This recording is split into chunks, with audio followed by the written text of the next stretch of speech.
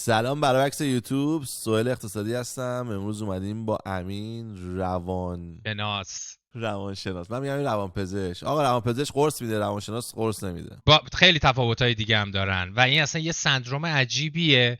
ببین اصلا باحالیش اینه که این مشکل فقط برای ایران نیست. آدم اول فهم کنه تو ایران این مشکل وجود داره. مثلا ما ایران، همه جای دنیا ببین، سایکولوژیست، سایکیاتریست. سایکولوژیست میره دانشگاه بچلر میگیره، بعد میره مستر میگیره، بعد میره پی اچ دی میگیره. سایکیاتریست میره دانشگاه پزشکی میخونه، جی پی میشه، جنرال پرکتیشنر میشه، بعد میره تخصص سایکیاتری میخونه. حالا اگه حال کرد میره یه فلو هم میگیره که تو ایران بهش میگن فوق تخصص. مثلا میشه سایکیاتریست فوق تخصص کودکان، فوق تخصص سالمندان. پس اون یکی قشنگ دکتر اندنسان. دکتره. آره دیگه دکتره، یعنی عمومی رو تمام. اینم خفنه هنوز، ولی این وریه در این وریه ترکونده باشه پی اچ دی شو گرفته. فهمیدم.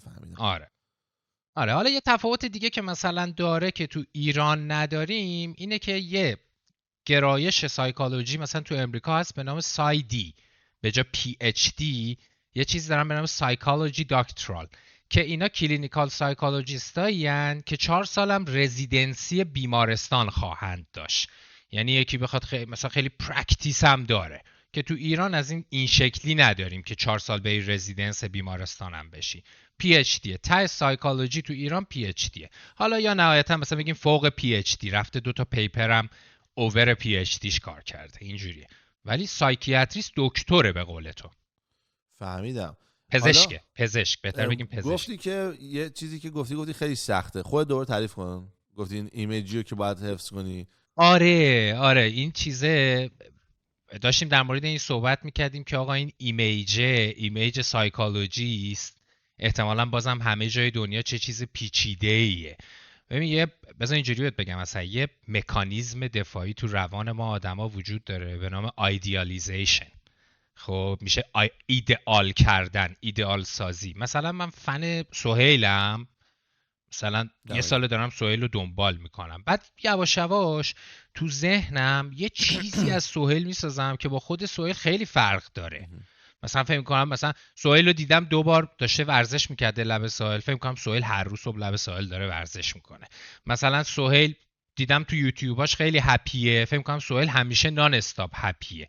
این سایکولوژیستم، روانشناسم همین جوریه. انگار که مثلا کسایی که روانشناسی خوندن یا روانشناسن یه مش آدم ایدئالن، لک آوردتشون از آسمون اینجوری پخششون کرده رو کره زمین، هیچ کدومشون نه هیچ خطایی میکنن، نه حالشون بد میشه، نه مثلا طلاق میگیرن، نه با زنشون مشکل دارن، نه با بچه‌شون مشکل دارن.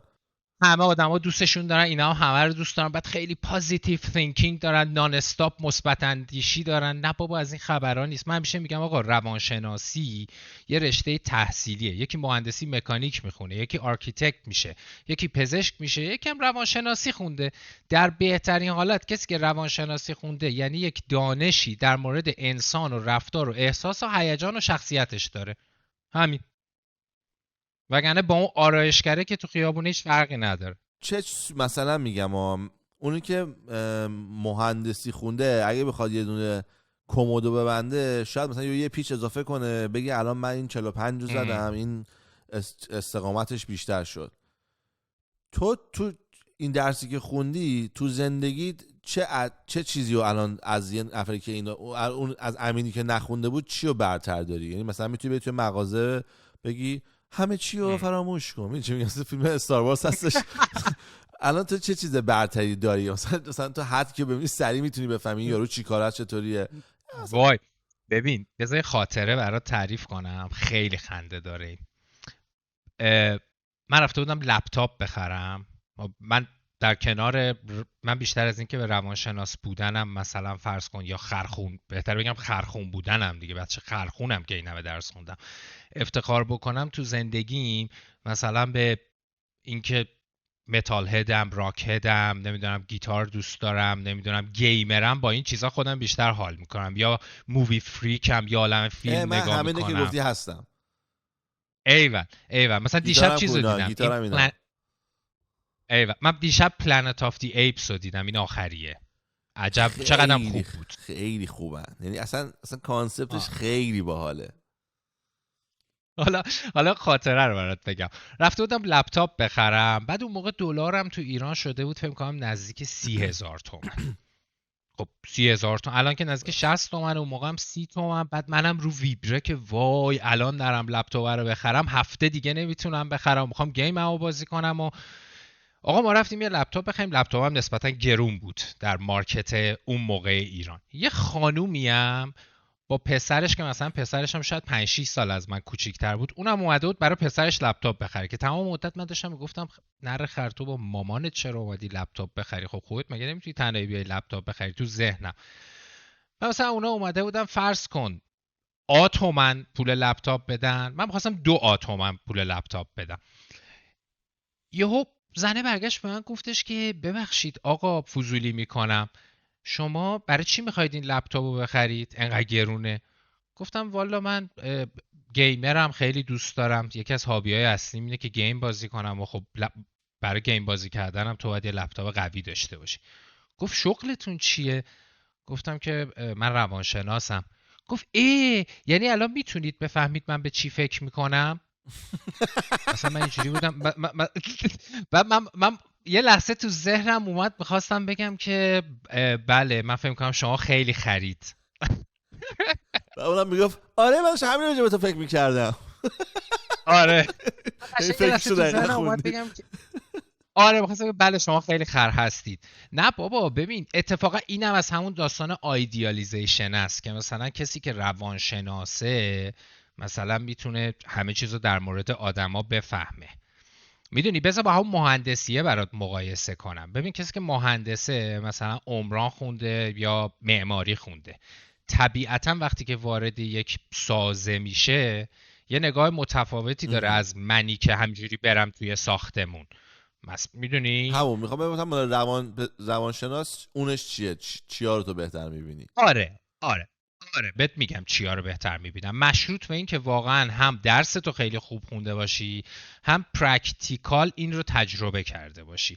من میتونم بگم من خودم چی رو بهتر میبینم، نمیتونم بگم بقیه چی رو بهتر 100% میبینن. که 100%. من چی رو آره من بذار بهت بگم، حالا تو میتونی انگلیسیشو بگی، حتی من اگه یادم نیفتاد اونایی که یادم باشه رو میگم. من تنظیم هیجانی آدما یا ایموشنال رگولیشنشون رو خیلی دقت میکنم. خب بعد آستانه تحملشون رو خیلی دقت میکنم. بعد دیگه بهت بگم سایکوموتورشون رو خیلی دقت میکنم. میشه روان حرکتی، یعنی طرف چجوری راه میره، چجوری حرف میزنه، شیوایی کلامشون رو خیلی دقت میکنم. چه واژه‌هایی داره طرف استفاده میکنه، چقدر لغاتی که داره استفاده میکنه دقیق درسته، نمیدونم آنستیشون رو دقت میکنم. استراب درونیشون رو دقت میکنم، نه استرابی که آدم بلرزه مثلا اینقدر اجیته باشه که معلوم باشه.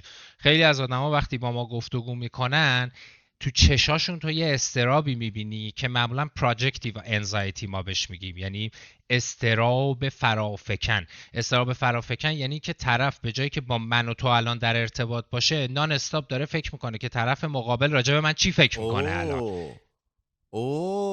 گرفتی؟ این پراجکتیو انزایتیه. یعنی ببین سادهش میشه این که به جای که تو این لحظه با من و تو باشه با خودش درگیره.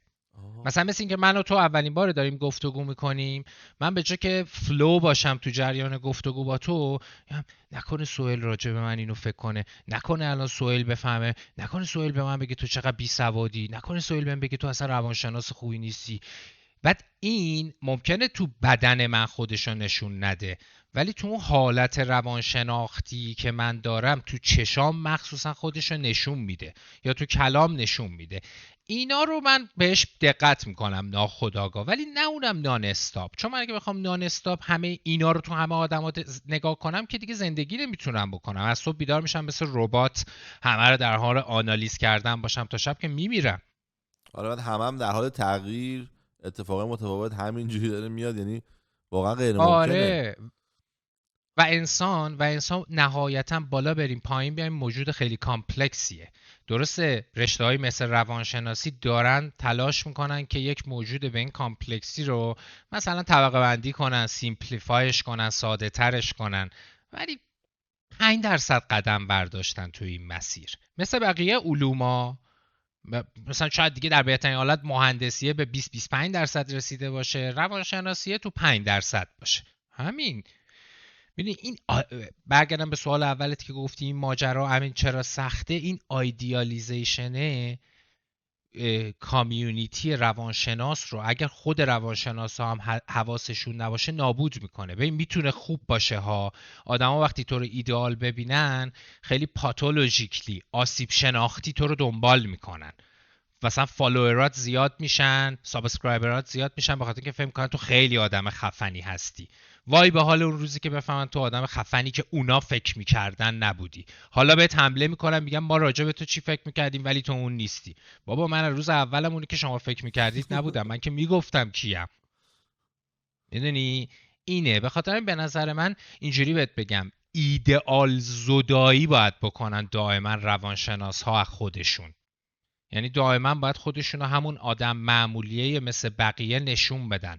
ادای یه مثلا اون استریوتایپ ریش پروفسوری، کروات، کت و شلوار، پشت سر، کتابخونه رو بذارن کنار. چون اگه اونجوری بخوان رفتار بکنن آدما هم فهم میکنن اینا صبح با ریش پروفسوری و کراوات میشه از صبح تا شب کتاب میخونن.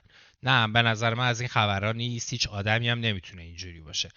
بخاطر این بهت میگم من اگه از من بپرسی تو کی، من با راک و متال و موزیک و فیلم و گیم و استریم کردن و این چیزا به اندازه روانشناسی ها حال میکنم، چه بسا گاهی اوقات بیشتر. و این به نظرم کولتر و باحال‌تره. یکی از جالب ترین چیزایی که تو آفیس اتفاق افتاده بین یه دختر پسر چی بوده؟ که پراکور که ریخته بود، مثلا یه دختر داشته دهن سه پسر سرویس میکرد یا برعکس، مثلا کلا کی میاد پیشت؟ این بذار اینجوری بهت بگم، اولا این اصولا اینجور چیزا کانفیدنشیاله. خب آره اسمو نگو، پس فقط نمیشه داستان خیلی. جالب. آره کانسپچوالشو بهت میگم، مفهومیشو بهت میگم. جالب ترین چیزی که در مورد مراجعین زوج که به روانشناس مراجعه میکنن وجود داره اینه که به دنبال حل مشکلشون نیستن، به دنبال یک قاضی‌ان. دقیقاً به دنبال یک قاضی‌ان که نهایتا یکی از اون اتاق برنده بره بیرون و بگن دیدی اون یارو هم طرف منو گرفت. خب واقعا اصلا به روانشناس برای همچین کاری نیاز نیست. مثلا میتونی بری پیش سوپری محلم تعریف کنی، سمت یکی رو میگیره دیگه. کمتر زوجی وجود داره که در جهت رفع مشکلشون به یک روانشناس مراجعه بکنن. به طور مثال عموماً بیشتر هدفشون اینه که برن پیش یکی قضاوتشون بکنه و یکی برنده بشه یکی لوزر بشه، در حالی که رابطه عاطفی لانگ ترم طولانی مدت از نظر من یعنی سکریفایس یه عالمه خودخواهی برای ادامه دادن اون لانگ ترم ریلیشنشیپ. مگر نه اصلا کار نمیکنه. معلومه هر کی بخواد فقط وین خودش رو بگیره، خب اصلا یه رابطه لانگ ترم کار نمیکنه. آره در واقع نمیبینن که به نظر منه، حالا دیگه دکترش تویی، من چیزی که میبینم اینه که آدما نمیبینن که وقتی میرن توی رابطه دوتا آدم میشه یه آدم. مثلا تو بازی بود بازی میکردی، مثلا فیفا بازی میکنی، تو که گیمری 2 نفره بازی میکنی، گند زده میشه تو بازی. ولی منیجر میگه آقا این یارو تک خوره، خیلی خب من بهش پاسشو میدم چون که به ما پاس بده نیست، بذار من دیگه کنم پاس بدم تو گوشوت بزن حداقل. چون شروع میکنه تو همون فیفا هم سریع سکریفایس میکنم که بازیو بتونی ببری. ولی اگه هی بگی بیا بریم ببین دیدی گفت تک خوری فلان، این کار نمیکنه. من چیزی میگم مردم نمیبینن که اینا یه تیم شدن، یعنی اینا مثلا کارتون برادرای دوقلو بود میزدن یکی میشدن، اینو نمیبینن. اینا هنوز میگن که من یه انتیتی ام، اینم یه انتیتیه، من باید برنده باشم، اینم برنده باشه، ما دوتا با هم برنده میایم. یعنی اینجوری نیست، باید با هم به نظر من کار کنن. و آره من بذار چیزشو بهت بگم، درست ببخشید کلامتو قطع کردم. هم نه اتفاقا دوست دارم همجوری صحبت کنیم، هم گیمریشو میگم هم نظر خودمو. نظر خودم که یه ذره سایکولوژی بیسته، یعنی باعث میشه آدم‌ها یه ذره فکر کنن. من میگم رابطه عاطفی 100 تا شرط لازم داره. یادت مثلا ریاضی شرط لازم، شرط کافی، مثلا 100 تا شرط لازم داره. مثلا شرط لازم چیه؟ مثلا پسر و دختره به اون سن قانونی رسیده باشن، تحصیلاتشون تموم شده باشه، پول در بیارن، مستقل شن، بلا بلا بلا بلا اتسترا، یا عالمه چیز. ولی یه شرط کافی داره، منافع مشترک. یعنی به میزانی که شما با هم منافع مشترک دارید، هم که تو میگی مثل دو قلوها یکی شده باشید، به میزانی که تو و دیگری منافع مشترک با هم داشته باشید، میتونید این رابطه رو لانگ ترم اکستندش کنید، جلوش ببرید. همین. رابطه‌ای هم که خراب میشه به خاطر اینکه منافع مشترکشون به هم میریزه. مثلا یکی از منافع مشترک یک رابطه عاطفی لانگ ترم تو کانسپت مریج یا پارتنرشیپ چیه؟ بچه‌هان. مثلا یه زن و شوهری، یه پارتنرایی که با هم ازدواج میکنن، مثلا 2 تا بچه دارن، این براشون میشه یک دارایی مشترک بسیار مهم که وقتی میخوان از اون مراقبت کنن، باعث میشه که دید مشترکی به این قضیه داشته باشن، اینوست مشترکی رو این بچه ها داشته باشن، بتونن لانگ ترم این رابطه رو پیش ببرن. ولی فقط این نیستش دیگه. ببین مثلا برای خود من یکیش اینه که مثلا طرف مقابلم چقدر به منو درک میکنه، اونم تو زمانایی که خیلی ضعیف و داغون و له و لوردم، چون همه وقتی توپن و خوبن که دوست داشتنی هن. میدونی سیکس پکی، نمیدونم هیکلت خوبه، نمیدونم یا آستون مارتین زیر پات، عینک فلان زدی، خب همه مردا اینجوری جذابن. حالا مردونه‌شو میگم، وقتی ترکیدی حالت خوب نیست دیپرسی، چقدر طرف مقابل اون اینتیمسی و ساپورتر رو برات نگر میداره.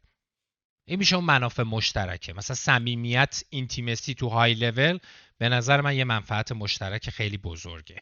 من میخوام یه چیزی اضافه کنم توی این حرفت. بگو. من تمام دوست دخترامو تو کل زندگیم تو بالای بازی بودم و گرفتم. حالا مثلا اگه های اسکول بودیم قدم مثلا بلندتر بود، زورم مثلا بیشتر بود، نمره هام خوب بود، میخواستم برم کانادا. اگه مثلا تینیجری رو بگیرید، همه بیشتر پول در می‌آوردم، دانشگاه درس میخوندم، تنها زندگی میکردم، خونه خودم داشتم، ماشین خودم داشتم. از مثلا 18 سالگی همیشه توی گیم همه بالاتر بودم از دور برای خودم. حالا نه دو جامعه، ولی دور برای کسی که من میدیدم باشن که من همیشه جزو تاپ 5 بودم. بعد تنها دختری رو که پایین زندگیم بودم اومد طرفم، الناس، و برای همین رابطمونم بود. چون هر دفعه که از دستش عصبی میشم یا یهو عصبی میشم، میگم مادر سگ یاد باشه کجا بودی این اومد و فقط به خاطر تو اومد جلو.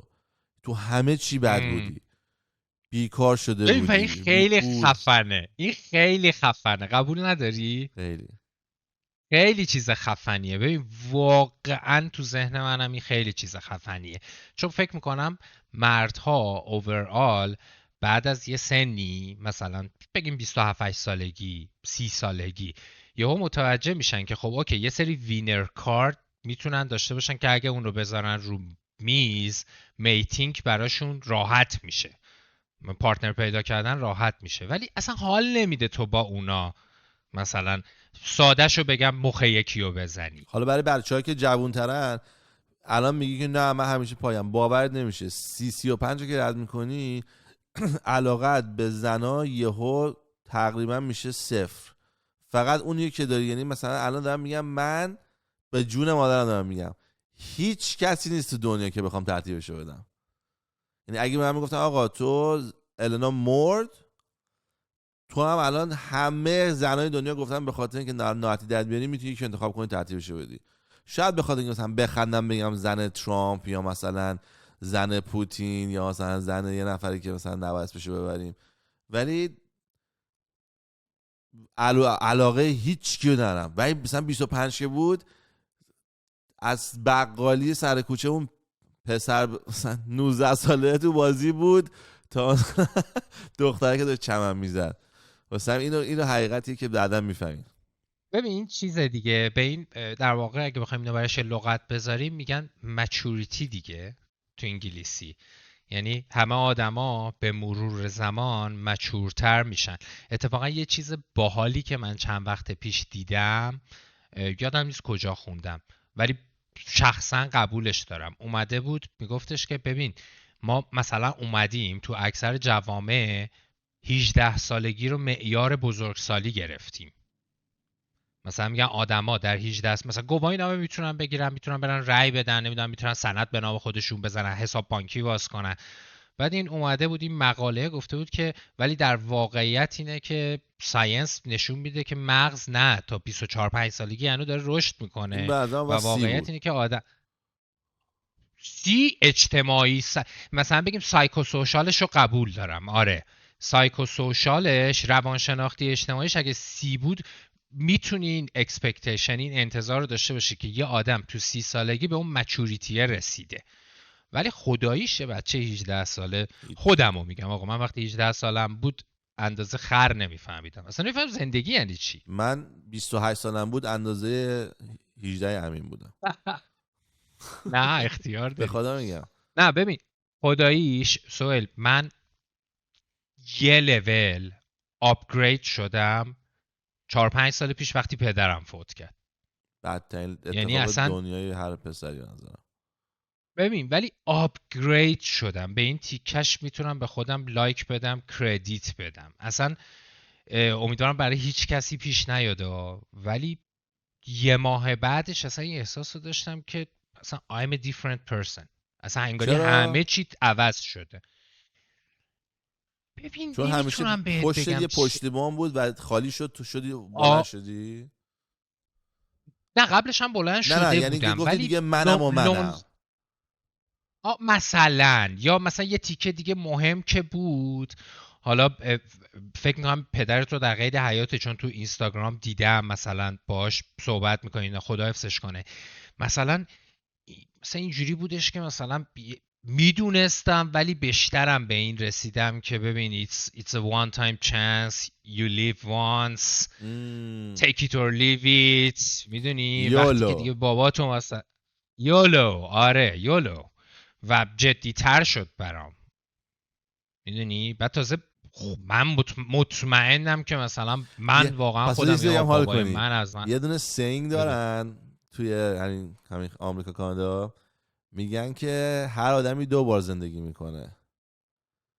روزی که میفهمی یه زندگیه، اون روز زندگی دومت شروع میشه. دقیقاً خیلی قویه. درستم هست آره دقیقاً، اصلا زندگی دوم است که زندگی واقعی است. و میگم من فکر نمی کنم مثلا آدم 17-18 سالگی 20 سالگی 21-2 سالگی تو اون استیجه باشه.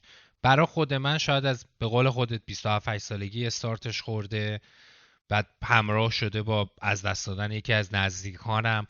و من این جمله رو قبول ندارم what doesn't kill you makes you stronger، این bullshit. sometimes این what doesn't kill you میزنه نابودت میکنه ناجور، ولی تو بعضی از موقعیت ها باعث شده که من استرانگرم، نه مچورتر بشم، و اینو دوست دارم.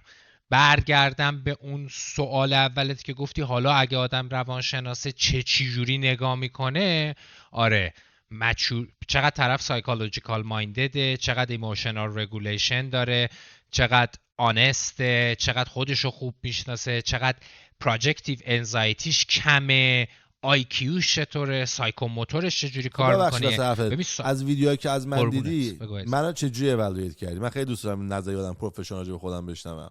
من ناراحت نمیشم، هر چی هست بهم بگو. نه خوبه امتیازات، البته کار من نیست امتیاز دادنه ها، ولی قطعا چیز باحال و خوبی بوده که من و تو داریم الان با هم صحبت میکنیم دیگه. یعنی مثلا اینجوری بوده که من دیدم اوکی این آدم وایبش میخوره به من و این میتونیم با هم یه گفتگو باحال کول داشته باشیم.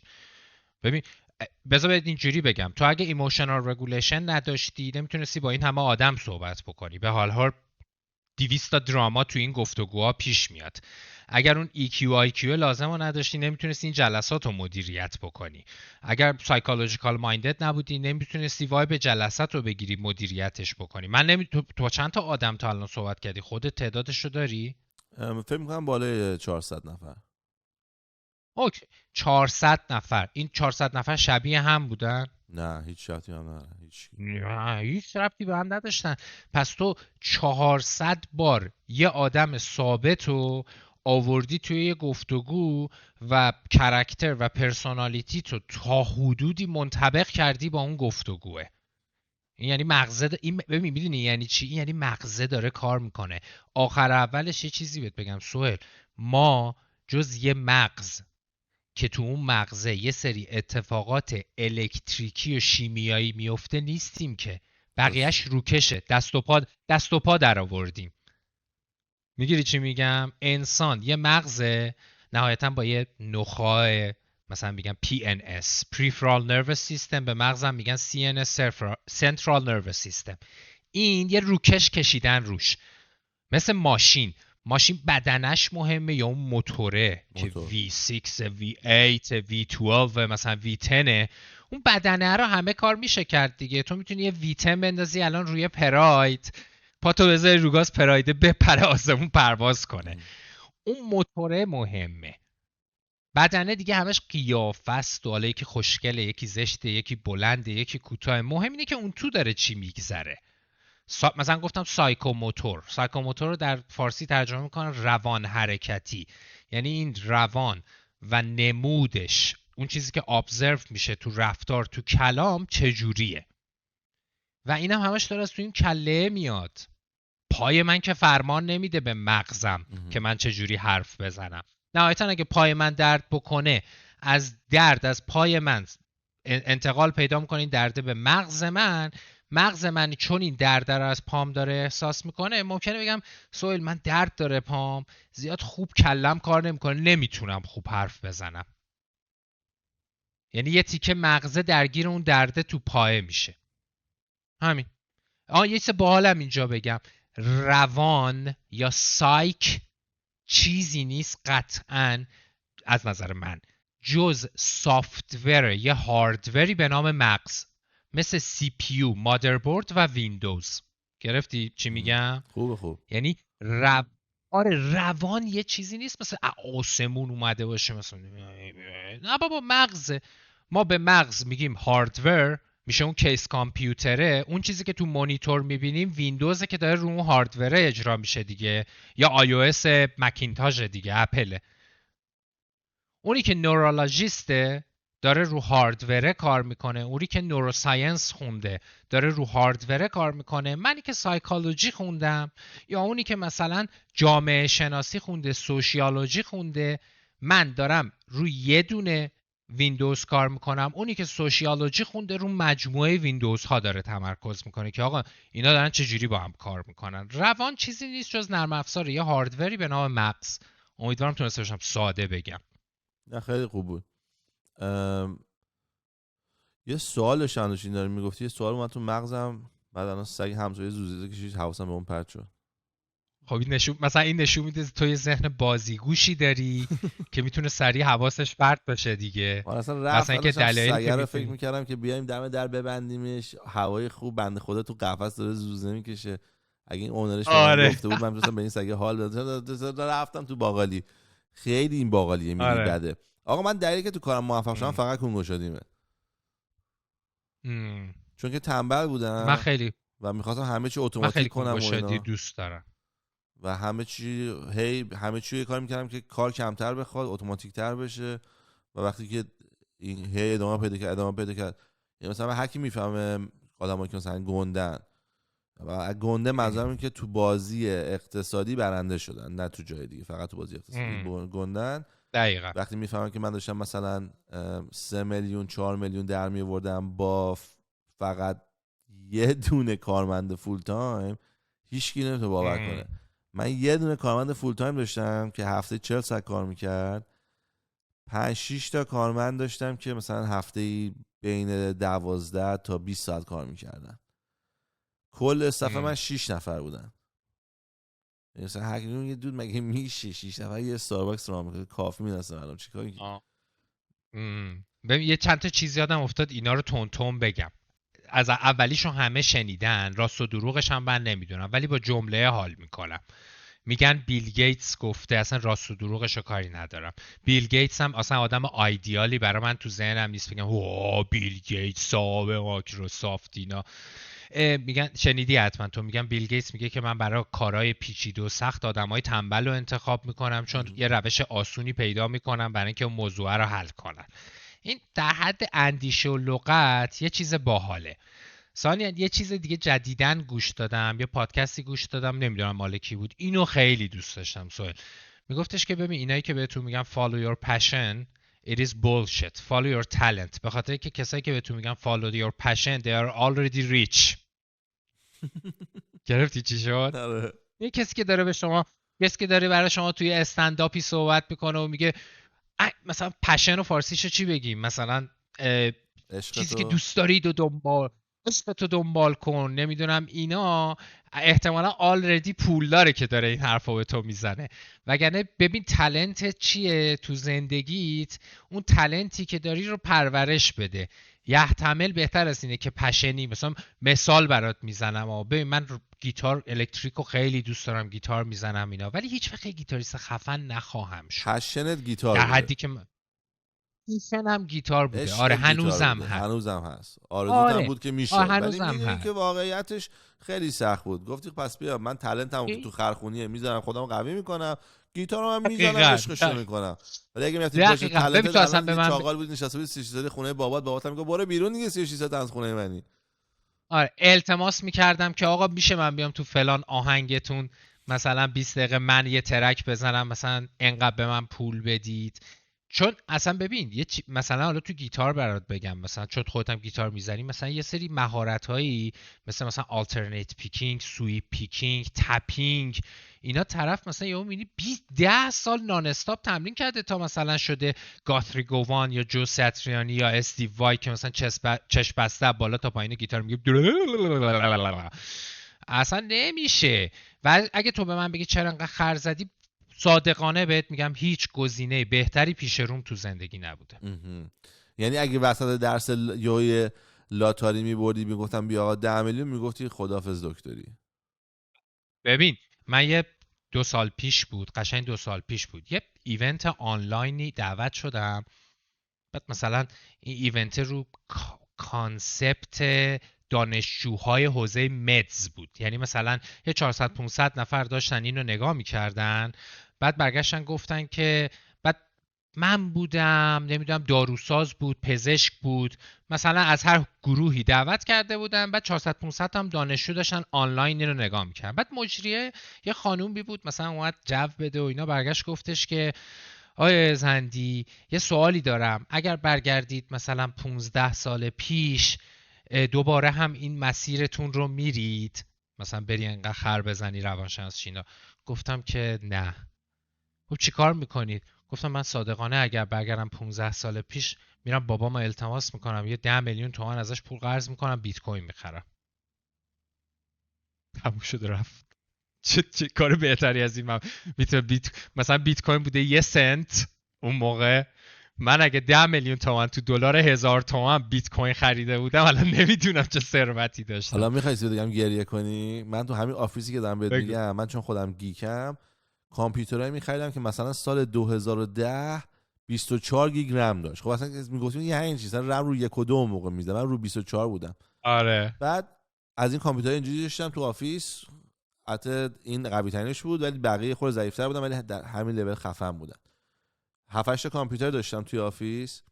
بعد آفیس هم که همونجوری واسه توضیح دادم که کار میکرد مثلا 12-20 ساعت بود در هفته که آفیس کار میکرد، آدم میرن توش.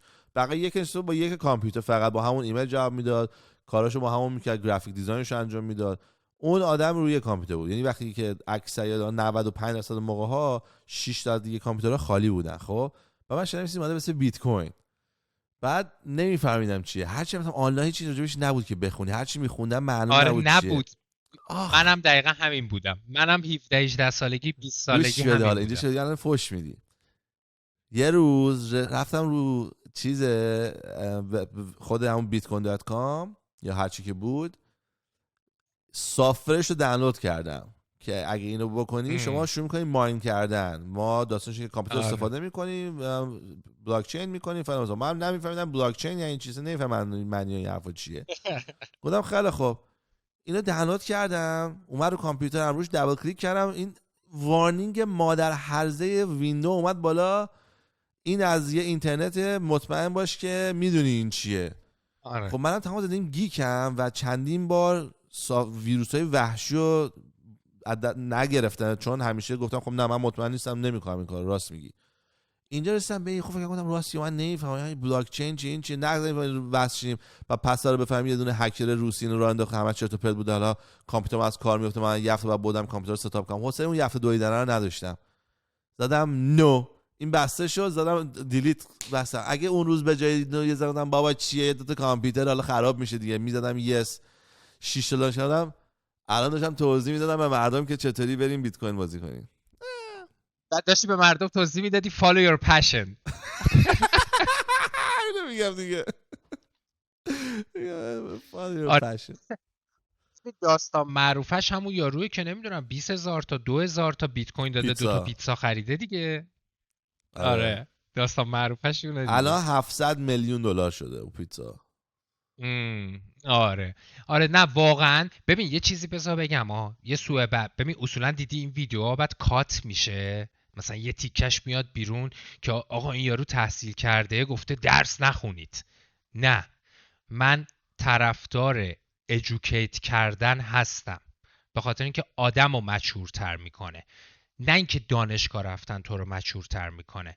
ببین دانشگاه مخصوصا از مستر به بعد، تو لیسانس نه، از مستر به بعد ساینتیفیک متد تو مجبوری یاد بگیری که تزیس تو انجام بدی، پروپوزال بنویسی، اینا اون اصلا مهم نیست. اگر یه نفر بتونه به قول خود ساینتیستا این دانشه رو اینترنالایز کنه، اینتروجکت بکنه، درونی بکنه، تو یاد میگیری به زندگی یک نگاه نسبتاً علمی تر داشته باشی و هر چرندی رو نپذیری، هر فکری که تو کلت میاد رو در جا قبول نکنی. بذار ساده بهت بگم، ما آدما میتونیم رو اتوپایلوت زندگی کنیم، از صبح بیدار میشیم تا شب انگاری دکمه اتوپایلوت هواپیما خورده بریم همه کار بکنیم بیایم بخوابیم، یا اینکه نه این دکمه رو بزنیم این فرمون هواپیما بیاد اینجوری دست خودمون بگیریم. من زیاد ایوییشن بلد نیستم ولی احتمالاً یه پرواز 30 ساعته یه جایی هست که خلبان میزنه رو اتوپایلوت، پتو رو میکشه رو خودش میخوابه دیگه، این صندلیه رو احتمالاً اینجوری میده عقب، اینجوری خواب اون هواپیما داره تخت میره. خواب دارم پایینشون میره میخوابه پایین. اگه کسی دوست داره نمیده بره ویدیو خلبان من رو ببینه، کلی صحبتای باحال از خلبان، من نمیدونستم اینو. ببین دقیقاً، ولی یه عالمه موقعیت‌های مهم تو زندگی هممون هست، من تو و همه آدما، که اونجا اصلاً نباید اتوپایلوت باشیم. فرمون این تفکره رو باید بگیریم دستمون.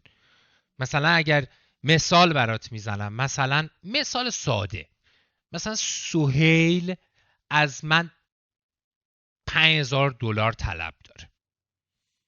اوکی، اونجا من رو اتوپایلوت نباید باشم، باید بتونم نگوشییت کنم، باید بتونم وین وینش کنم، باید بتونم عاقلانه با سهیل صحبت کنم. اصلا ندارم یه راه حلش اینه که من سهیل بترسم گوشیمو جواب ندم. اگه من گوشیمو به سهیل جواب ندم یعنی خودم اجازه دادم که سهیل هر جوری دوست داره راجع به من فکر کنه دیگه.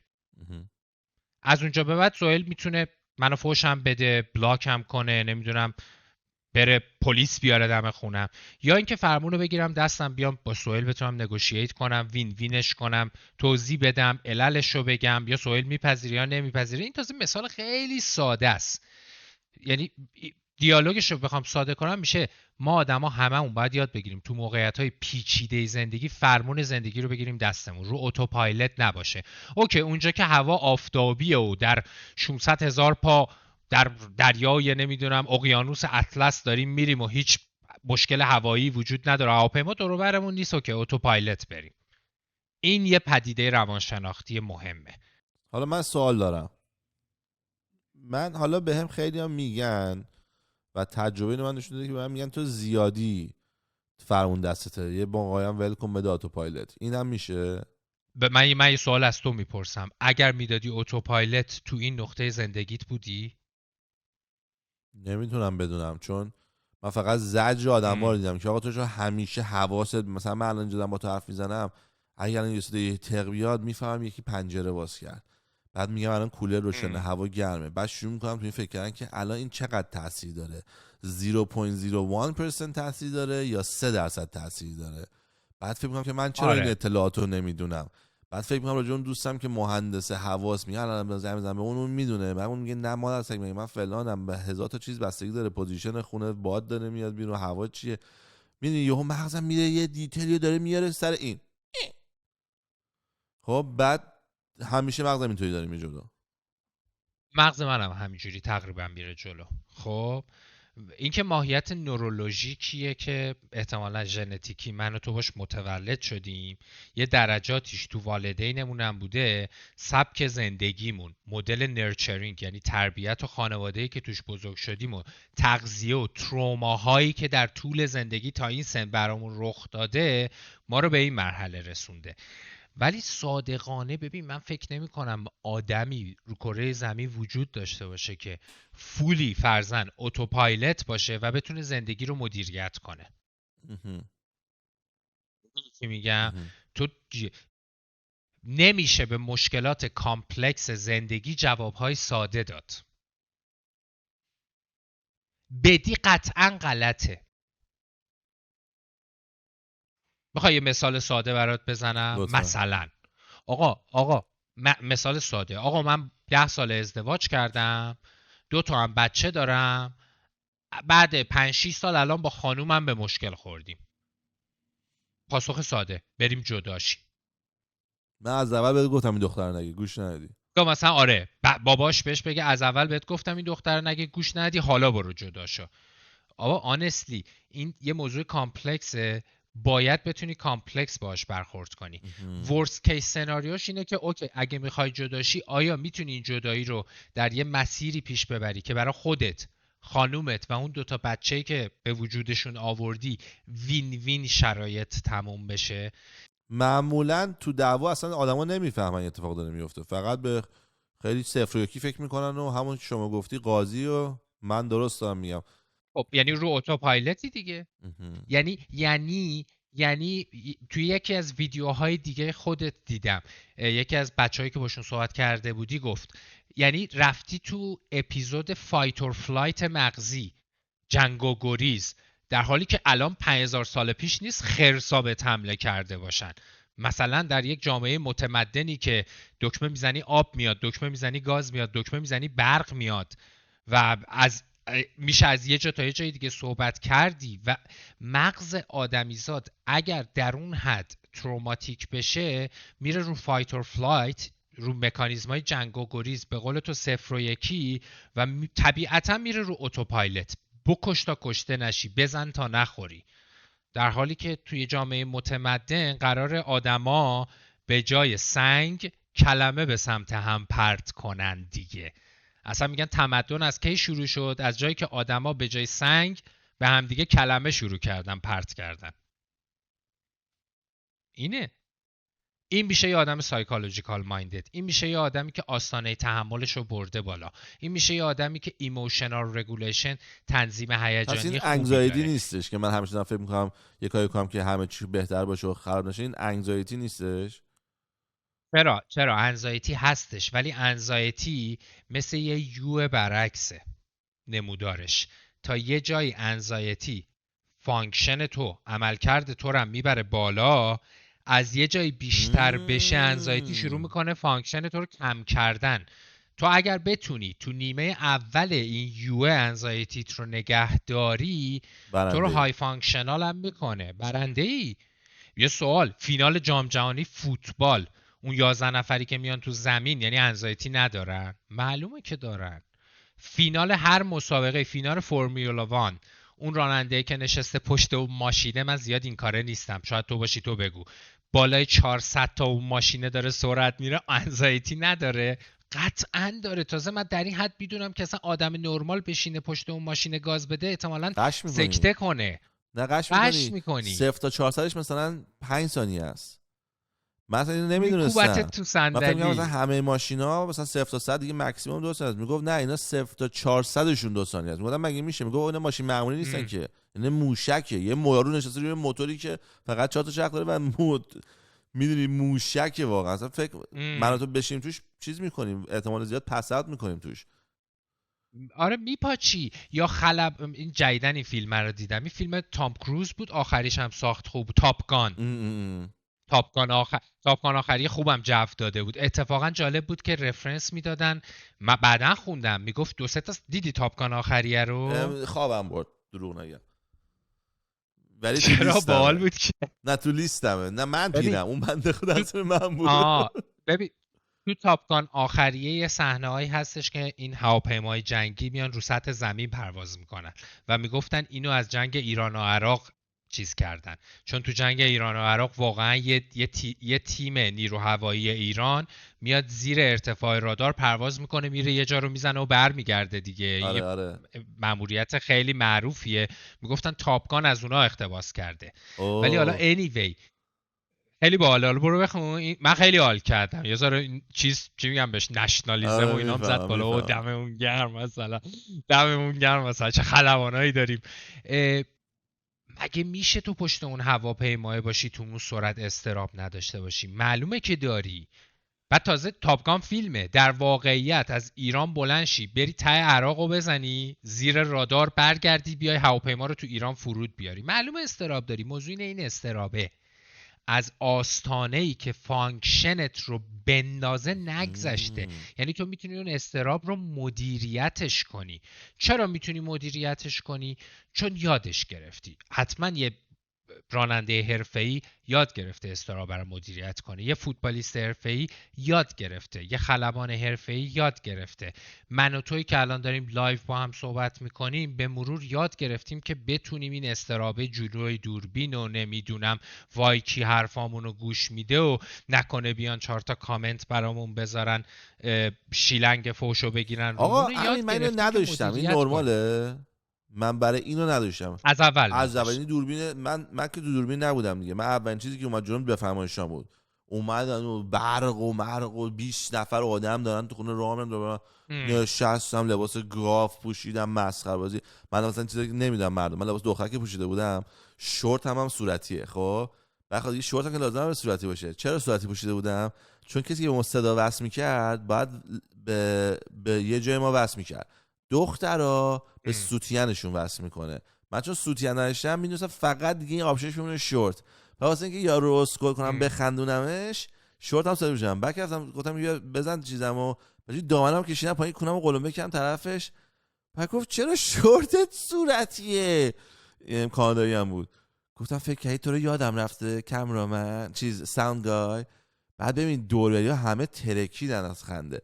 میبینی مثلا من اصلا مهم نبود. من اونجاشم عشق میکردم. هیچ نوع اصلا این یارو پایین زیرو بود. یعنی انزایتی نداشت. انگزایتی اصلا نداشتم. حالا ولی بذار تو کل زندگی انگزایتی دارم همیشه. و الان بهش رو حرفی که تو زدی دارم فکر میکنم که من رو لول خوبی اینو احتمالاً تونستم نگه دارم. چرا؟ چون من مثلا میگم اینو میدیدم این گوشه است، بعد میگفتم خب الان یکی رچی میخوره میفته که چرا اینجاست این همه میز، اون حرومزاده که گوشه چرا نشه اینجا. بعد میگفتم بابا ول کن، تام دیوونه یا به هر چی فکر میکنی خونه به این گندگی حالا کی میخوام جاشه. بعد مثلا یه رو بعد یهو پاشه میاد تق میخوره میفته میشکست. بعد این اتفاق که چندین بار افتاد گفتم دادا به حرفت گوش بده دیگه، تو مغزت بهت میگه برو برده و اینو داستان میشه تو نمیکنی. بعد حرفی بعد شیشه خورده جمع کنی دور دادن پاتو میبره. بعد بالا میشم میرم اینو میذارم اینجا، بعد یه بعد پاشه میاد تق میخوره به اینجا. بعد النا میگه چی خوشت تکون دادی چی شو تکون دادی. بعد من فهمیدم که نه خوبه به حرفم گوش بدم. پس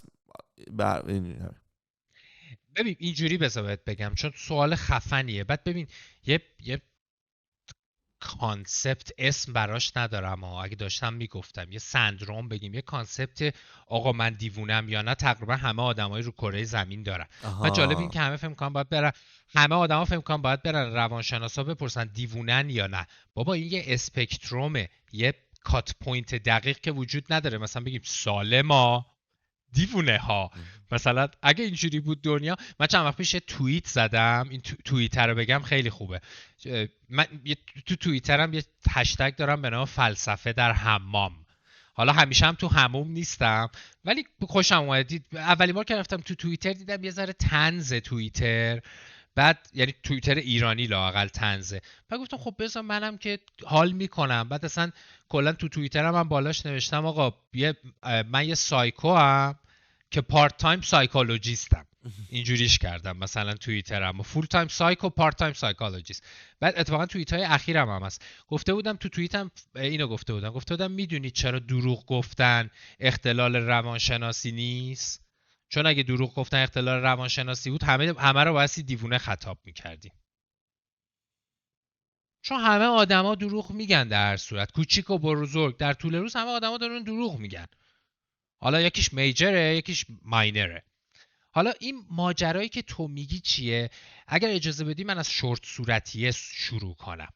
تو توی برنامه تلویزیونی که هدفش هم سرگرمی و فان و خنده بوده و یه مسابقه، و من خیلی به فرمایید شام ندیدم ولی یادمه مثلا تک و توک اپیزوداشو دیدم، تیکه فان داشت، تیکه بازی داشت، تیکه شوخی داشت، سر به سر هم دیگه گذاشتن داشت. اونجا تصمیم گرفتی همچین کاری بکنی. اوکی. اگر تو هر روز تصمیم میگرفتی که یه شورت صورتی بپوشی، بری دم کاسکو، والمارت و نمیدونم 4 تا فروشگاه دیگه که آدم شلوغه اونجا شورت صورتی تو به مردم نشون بدی، اوکی این میشد اختلال. گرفتی چی شد؟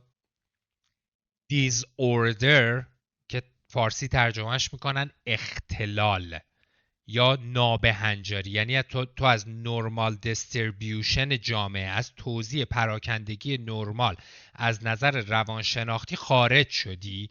یه سری شروط داره، شروطش هم واضحه. یکی این که آزار اجتماعی شدید بده به دیگران، یکیش اینه که خودت در رنج باشی، یکی این که تو این منحنی نرماله نگنجی. اوکی؟ یعنی اگر این شروط رو برآورده کنه ما میتونیم بگیم بهش دیز اوردر یا نابهنجاری یا اختلال روانشناختی. حتی اگه توجه بکنی تو فارسی ترجیح میدن که حتی و انگلیسی بهش دیزیز نمیگیم، میگیم دیز اوردر. در فارسی نمیگیم بیماری، میگیم نابهنجاری، میگیم اختلال. این انتخاب لغت ها دلیل داره. یعنی اکثر آدما احتمالاً در یک اوردر اجتماعی زندگی میکنن، یه سریا میتونن از این اوردر از این ور یا اون ور بزنن بیرون. ما به این میگیم دیز اوردر یا نابهنجاری. توی برنامه تلویزیونی که هدفش هم شوخیه، تو تصمیم گرفتی یک رفتار غیر عرفی اجتماعی بکنی، ولی حالا هر روز میری دم مکدونالد، دم کاسکو، دم والمارت این کار رو انجام بدی که میشه سکشوال دیزوردر؟ نه، چون میدونی که کار احتمالا خودت میدونی که اولا روده، ثانیاً you have a family، ثالثاً پلیس میاد میگیرتت، رابعاً اصلا این موضوع برات سکشوال اکتیو نیست. اون آدمی که میره هر روز این کار رو اونجا انجام میده به احتمال زیاد یک فتیش جنسی داره که این برانگیختش میکنه و این در اوردر اجتماعی نمیگنجه. حالا مثال تو رو گفتم، یعنی نهایتا بگیم اولا ما چیزی به نام دیوونه نداریم. دیوونه بیشتر یک واژه اجتماعیه و یک واژه سینماییه. ما دیز اوردر ها رو داریم در روانشناسی و روانپزشکی که هدفمون هم تریتشه، هدفمون هم کنترلشه، هدفمون اینه حال این آدم ها رو بهتر کنیم، دیپرس سایکوتراپیش بکنیم، دارو بهش بدیم. حتی اگر سایکوسیس داره، یعنی مثلا اسکیزوفرنیا داره، توسط داروها و سایکوتراپی های حمایتی حالش رو بهبود بدیم. گناهی نکرده که طرف ژنتیکی یه ژنی بهش رسیده که احتمالاً از 17-18 سالگی ناخواسته شروع کرده مثلا یه چیزایی دیده که بقیه نمیبینن، صداهایی شنیده که بقیه نمیشنون، افکاری داره که بقیه ندارن و داروهایی براش وجود داره که این داروها تا حد خیلی زیادی میتونه به این آدمه کمک کنه حالش بهتر بشه. اگر مقاومت به درمان نداشته باشه تا یه حدود گاهن زیادی میتونه به جامعه برگرده، به اوردر اجتماعی برگرده. اینه ماجرا. اتفاقا اینم پس بذار اضافه کنم، یه بدی دیگه‌ای که تو اکثر جوامع وجود داره، سایکوتراپی یا روان درمانی یا کانسالتیشن رو یه چیزی مثل هیلینگ میدونن، مثل شفا میدونن. آقا از اول تا آخرش کنترله. کسی که کنسر داره دور از جون میره دکتر، جراحی میکنن، اون توده رو در میارن، بعد کیموتراپیش میکنن، بعد رادیوتراپیش میکنن، 1000 مدل طرف رو درمان میکنن. آیا این به این معنیه که طرف شفا پیدا کرده یا ممکنه سال بعد همه اینا برگرده؟ احتمالش هست دیگه، احتمالش هست دیگه. مگه هممون 4 سال پیش واکسن کرونا نزدیم؟ همینجوری میلرزیدیم، من پفک نمکی رو با ریکا تو سینک بشوریا اوایلش پفک نمکی رو هم تو سینک میشستیم. بعد گفتن آقا یه چیزی هست به نام واکسن کرونا، اگر بزنی شاید نمیری، شاید هم با واکسن مردی. ببین این میشه ساینتیفیک متد. همون بحث هست که دارم بهت میگم. من خودم اینجوری بودم. گفتم خب اوکی آقا، همینجوری که آدما دارن میمیرن، میگن دانشمندان یه چیزی رو به وجود آوردن، تازه اون موقع در حد میگن بود، هنوز پیپر درست حسابی هم آنچنان نیامده بود، بزن شاید نمیری. گفتم چشم، میریم میزنیم شاید نمیری. من 2 روز اول بعد از واکسن واقعا فهمیدم کرونا چیه. نمیدونم تو چه واکسنی زدی. من واقعا فهمیدم کرونا چیه. اون دست رو یعنی دیدی در چیکار کرده بود؟ دست من جای بدن، مثل این فیلما، جای تنم رو تخت خیس بود از حالا عرق میخوای و از بفهمی همین تب. من چه گاویم؟ بهت بگم اینو دیگه فش میدی. من رفتم نمیدونم چی هم زدم، معروفاش چی بود؟ فایزر. من اولی فایزر زدم. فایزر زدی دیگه؟ آره. آره رفتم فایزر رو زدم ساعت 11 صبح. اومدم ام. خونه وسایلم رو جمع کردم کمپینگ. یه جایی که از وقتی که تلفنت قطع میشد باید 90 دقیقه توی خاک رانندگی میکردی. بعد اونجا که وارد میشدی فقط یه راهرو بود، یعنی اگر یه خوری من رفتی ماشین میافتاد به فنا میرفتی، بعد بالا پایین وحشی میرفت. توی شبم ماشین توی این پارک کرده بود، یعنی ماشین رو لبه این پارک کرده بود، دیدی مثلا میگه حالا ما میریم، جادم بسته بود. من تو این سالی رفتم اینجا، اگه من اونجا مریض میشدم میافتادم واقعا بی‌ناموس میشدم وسط جنگ. حالا فقط بازوم درد گرفت، تازه شبم تا صبح النا سرشو گوش رو بازویی که درد میکرد خوابید. نه ببین، من آسترازنیکا زدم دوز 1. فکر کنم 10 صبح من زدم، 12 فاز خنده داشتم. بعد من توی این مایه ها بودم که من چرا فاز خنده، چرا من دارم میخندم. بعد 1-2 ساعت بعد فهمیدم تب کردم، به خاطر اینه. تب کردم حالم بده. من 2 روز اول واقعا افقی شدم و فهمیدم کرونا چیه. فایزریان من به قول تو یادم موقع میگفتن دستاشون در میگرفت. من حالا نمیدونم فایزر و آسترازنیکا فرقش چی بود. من کرونا رو فهمیدم سویل، کامل فهمیدم کرونا چه چیه. حیوانی بود. ببین 3 بار شب اول لباس عوض کردم به خاطر اینکه خیس میشد لباسام و واقعا رو تخت خواب جای من بود خیس. میفهمم. و ببین اینو میخوام بهت بگم، تنها باری بود تو زندگیم که فاصله تخت خواب، ببخشید، تا سرویس بهداشتی برای من طولانی ترین فاصله جهان محسوب میشد. یعنی اون 5 متر برای من شده بود طولانی ترین فاصله. میگفتم من چجوری از رو تخت خودم برسونم به سرویس بهداشتی و برگردم تو اتاق. یه چیز عجیبی بود. حالا به حرف تو حرف شد، یادم نیست از کجا شروع کردیم رسیدیم به اینجا، ولی فکر کنم مدل گفتگوهای تو همین جوریه آره. دیگه، درسته؟ یعنی خطا نکردیم که.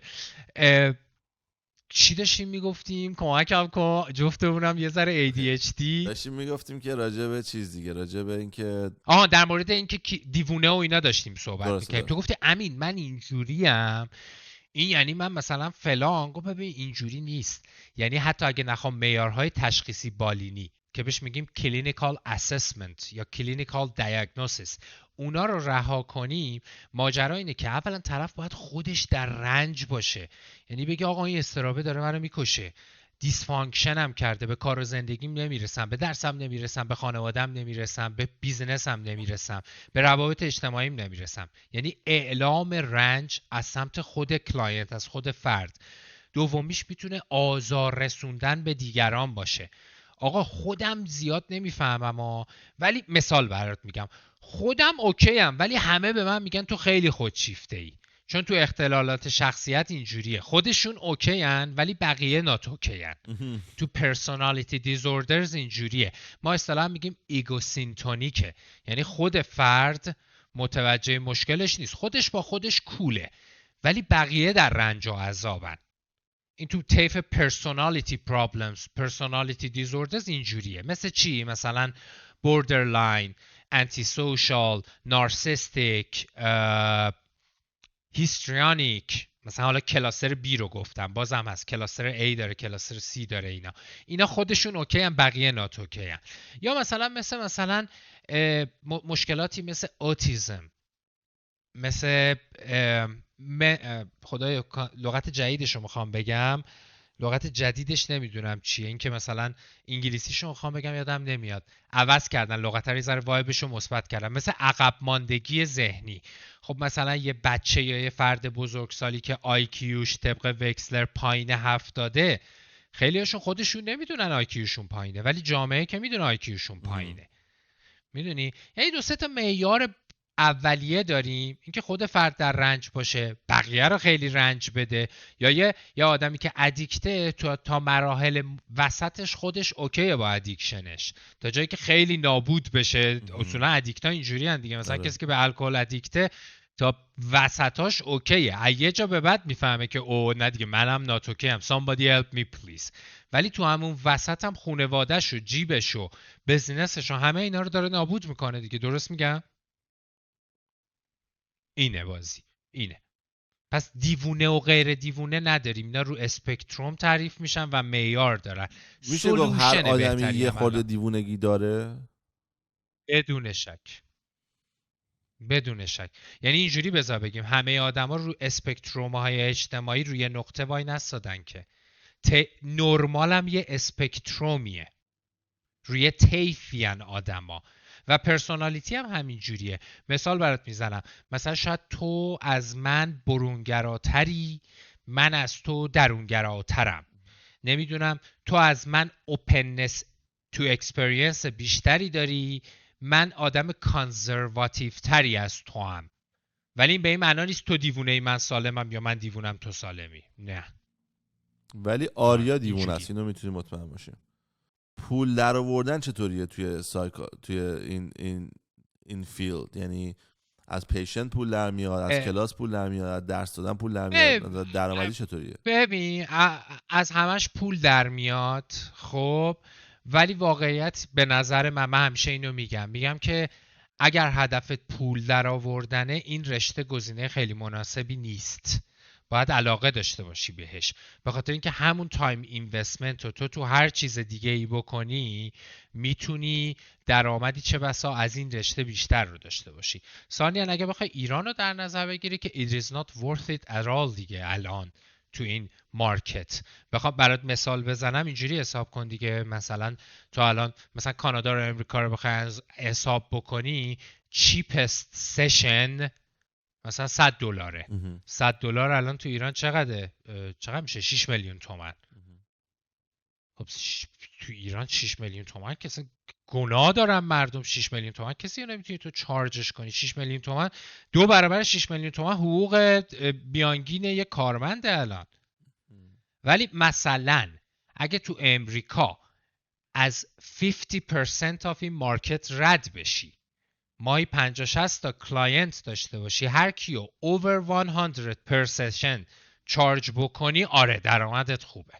یا ورکشاپ بذاری درآمدت بیشترم میشه، چون مثلا ورکشاپه مثلا 40 نفر میان، هر کدومشون 40 تا $100 دادن دیگه. ورکشاپ تو چقدر؟ 8 ساعته. 40 تا $100 میشه چقدر؟ $4000. یعنی تو 8 ساعت $4000 در آوردی. مثلا گنده های این مارکت رو بگم، مثلا جردن بی پیترسن، شاید تو هم بشناسیش دیگه، اتفاقا کاناداییه دیگه. جردن بی پیترسن تور ورکشاپی داره، یعنی مثلا میگه الان سیاتلی، هفته بعد آلمانم، هفته بعد ندرلندم، فلان ماه میام مثلا استرالیا. خب این یارو داره اصلا، اگه یه ویدیو داره خودش هم میگه I'm a capitalist evil، خودش قبول داره، میگه I'm a capitalist evil. چه ایرادی داره؟ ما آدم معروفی هم، زحمت کشیدم، درس خوندم، دارم پول در میارم. I'm a capitalist evil. یارو هم برمیگرده میگه چقدر در میاری؟ میگی بهمون؟ مثلا میگه اینقدر وبسایت هم در میارم، اینقدر تورام در میارم، اینقدر فروش کتابام در میارم. یه چیزی تو مایه مثلا مانثلی سالریش $200,000. کلینیکال سایکولوژیست هم هست، ولی خب به همون اندازه هم که تو خودتو اکسپوز همه بیزینس ها همینه، به همون اندازه که خودتو اکسپوز میکنی به پول در آوردن، طبیعتا مخالف و زیرآبزن و کسایی هم که بهت فوش بدن زیاد میشن. ولی مثلا جردن بی پیترسن اوکیه با این قضیه. حالا تو گنده‌ای که به ذهنم رسید بگم اینه، الی آخر تو مارکت هایی که با سایکو یه تیکه جردن بی پیترسن خیلی وایب چیز نداره، خیلی وایب چی میگم بهش، پاپ سایکولوژی نداره، لااقل خیلی حرفای پاپ سایکولوژیستی نمیزنه. سعی میکنه میانه رو باشه، حرفای کلینیکال سایکولوژیشو با پاپ سایکولوژی قاطی میکنه. اونور پاپ سایکولوژیکا که نمیدونم قانون جذب و به این فکر کن میاد و نمیدونم این جمله رو بگو 10 بار پولدار میشی و کتاب منو بخر حتما پولدار میشی و اینا هستن که اونا دیگه اصلا درآمداشون خیلی زیاده. تو ایران نه، واقعا تو ایران اگه جز شاید تاپ 2% مارکت باشی، آره درآمدهای خوبی خواهی داشت، ولی بقیه نه. خیلی گزینه خوبی برای اینکه بخوای لااقل بگیم پولدار بشی تو ایران نیست، به خاطر سانکشن‌ها و تورم و اکسچنج دیگه. چون تو ایران واقعیت اینه که همه به ریال در میارن دارن به دلار خرج میکنن. درست. غیر از اینه. دمت گرم ببین، خیلی ممنون از وقتت، مرسی از این چیزایی که بهمون یاد دادی. من واقعا تشکر میکنم ازت که پذیرفتی بیای و امیدوارم بچه‌ها اگر سوالی چیزی داری، من خیلی دوست دارم با همین یه ویدیو دیگه بگیرم، سوالاتو تو کامنت بذارین، بعد سوال اگه باحال باشه من دوباره میرم پاچه خالی امین یه ساعت دیگه میکشیمش تو این ویدیو. عشق من این چه حرفیه؟ اولا باعث افتخار بود برای من، اصلا یه تجربه جدید بود. قبل ویدیو گفتش که من همه حرفایی که میزنم درسته. اینو می‌خواستم، یه دکتر گفته بابا گوش بده. دقیقا خالی میبنده. اتفاقا من اینقدر روی این چیزا سنسیتیو هم قبل ویدیو هم بهت گفتم که واقعا ببین اصلا یه تیکه بذار ایسه باحال بهت بگم اینجا. روان و روانشناسی به اون اندازه که ریاضی و فیزیک و شیمی پیور ساینس نیست. میشه توش تیوریکتیکال برخورد کرد، میشه نظر شخصی داد. میدونی؟ یعنی فرض کن من یه چیزی رو میگم این نظر منه، سهیل میگه نه من با تو مخالفم. اتفاقا باحالیش هم اینه که نمیتونیم بگیم سهیل درست میگه همین غلط میگه یا همین درست میگه سهیل غلط میگه. اصلا مسائلی که با انسان سر و کار داره باحالیش همینه. آره خیلی. وگرنه تو ریاضی که آره، وگرنه فیزیک مثلا کا مساوی 1/2 ام وی 2 ولا غیر مولا درزش نمیره، یو مساوی ام جه هاش، همینی که هست. من همین فیزیک یادم مونده که اینو میگم، هیچی دیگه یادم نیست. انرژی جنبشی، انرژی پتانسیل. میدونی باحالی روان بینه دیگه.